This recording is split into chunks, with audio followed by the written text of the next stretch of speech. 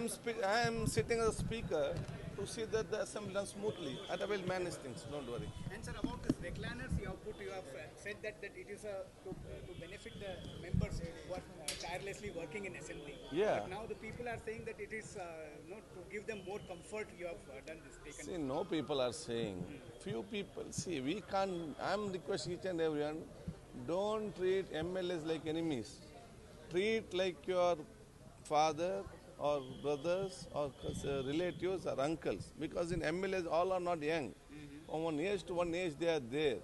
And what is wrong? When you got recline in the airport, when you recline all the launchers, in library, getting for rent and giving few of them if you want to rest here, instead of go back to LH and coming back, what is wrong in that?